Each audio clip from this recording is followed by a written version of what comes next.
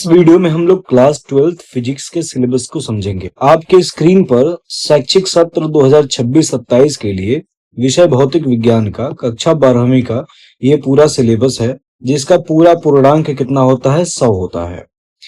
इसमें 70 अंकों का एक प्रश्न पत्र होता है यानी पेपर होता है, और 30 अंकों का प्रयोगात्मक यानी कि प्रैक्टिकल होता है आपका।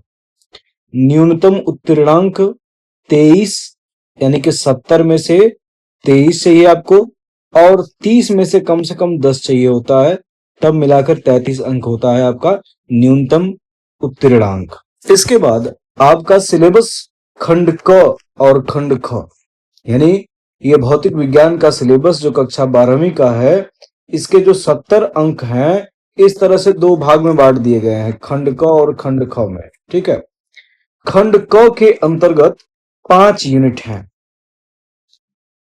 और खंड ख के अंदर टोटल 4 यूनिट हैं, तो 5 4 9 टोटल 9 यूनिट्स हैं यानी 9 इकाई है। ठीक है, खंड क में पहली इकाई आपकी स्थिर वैद्युतिकी है, जिससे आपको परीक्षा में 8 अंक तक के प्रश्न पूछे जाएंगे, यानी आपके 70 अंक के प्रश्न में 8 अंक इस चैप्टर से आने वाला है, इस इकाई से आने वाला है। इसके बाद दूसरी यूनिट है धारा विद्युत, इससे आपको 7 अंक के प्रश्न पूछे जाएंगे। फिर इसके बाद तीसरी है धारा का चुंबकीय प्रभाव तथा चुंबकत्व, इससे 8 अंक के प्रश्न पूछे जाएंगे।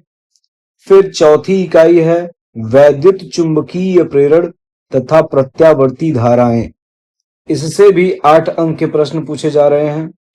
उसके बाद वैद्युत चुंबकीय तरंगें, यहां इससे 4 अंक के प्रश्न पूछे जाएंगे, 4 के। टोटल इसका योग कितना आता है? तो 35 आता है। तो 35 अंक तो खंड क से रहेंगे, और शेष यहां देखिए खंड ख, खंड क ये रहा और खंड ख।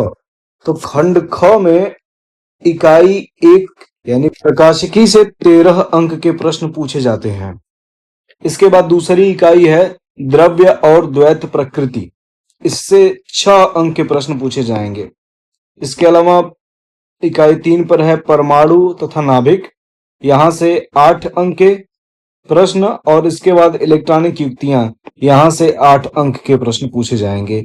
इसका भी कुल योग यानी कुल अंक कितने हैं? 35 अंक यहां से पूछे जाएंगे। ठीक है, तो आपको ये पता चल जाएगा कि कौन सी यूनिट कितना इंपॉर्टेंट है। वैसे तो यदि आपको मैक्सिमम मार्क्स लाना है तो 70 अंक के लिए ये सब आपको पढ़ना पड़ेगा, ये सारे ही आपके लिए इंपॉर्टेंट हैं, कुछ भी लेस इंपॉर्टेंट नहीं है। ठीक है, बाकी इसके बाद आपका जो सिलेबस है यहां पर डिटेल में दिया गया है। इकाई 1 स्थिर विद्युतिकी में विद्युत आवेश, आवेश का संरक्षण, कूलाम नियम इत्यादि है। इसी तरह वैद्युत क्षेत्र यहाँ पर, फिर उसके बाद वैद्युत फ्लक्स, गॉस का नियम, ये सारा।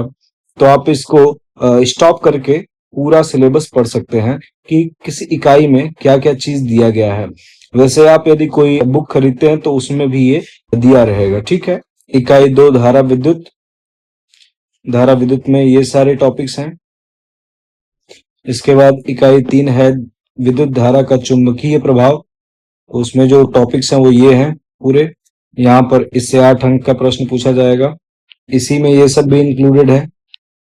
ठीक है, इसके बाद इकाई 4 है वैद्युत चुंबकीय प्रेरण तथा प्रत्यावर्ती धाराएं, इससे भी ये टॉपिक्स, इनसे प्रश्न पूछे जाएंगे।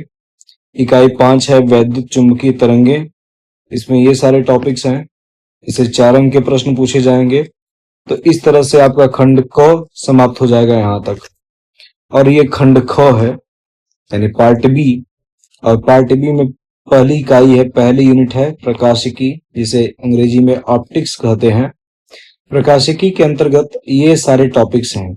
ठीक है, तो इनको पढ़ना पड़ेगा आपको। प्रकाशिकी एक बड़ी इकाई है, ठीक है, इसीलिए इसमें से 13 अंक के प्रश्न पूछे जा रहे हैं। ये सारा आपको प्रकाशिकी के अंतर्गत पढ़ना पड़ेगा यहां तक। उसके बाद इकाई 2 है द्रव्य तथा विकिरणों की द्वैत प्रकृति। ठीक है, तो इसमें आपको इतना पढ़ना है।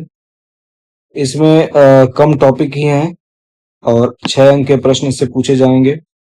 इसके बाद इकाई 3 है परमाणु तथा नाभिक। यहाँ ये सारे टॉपिक्स हैं जिनसे 8 अंक के प्रश्न पूछे जाएंगे। इसके बाद इकाई 4 है इलेक्ट्रॉनिक युक्तियां, गुणात्मक आख्या मात्र। यहाँ पर इस इकाई 4 में जो भी चीजें आपको पढ़नी है केवल गुणात्मक अध्ययन करना है, बहुत कैलकुलेशन नहीं समझनी है। तो यहाँ पर ये सारे टॉपिक्स हैं जिनको आपको पढ़ना है और इससे 8 अंक के प्रश्न पूछे जाएंगे। तो ये आपका 70 नंबर का थियरी का पूरा सिलेबस है जिससे आपको तैयार करना है। और मैं इस चैनल पर वीडियोस के माध्यम से एक एक करके हर एक टॉपिक को क्लियर करूंगा। मैं इसके नीचे यहाँ प्रयोगात्मक की परीक्षा कैसे कैसे होगी, उसका कैसे कैसे विभाजन है, इसे आप देख सकते हैं। ये सारा है। उसके अलावा ये है, ठीक है। वीडियो पॉज करके आप इसे देख सकते हैं, पढ़ लीजिएगा। ये सभी, इसको भी खंड क और खंड ख में बांटा गया है और उसमें अलग अलग प्रैक्टिकल्स हैं, ठीक है ना। तो ये आपका पूरा सिलेबस है।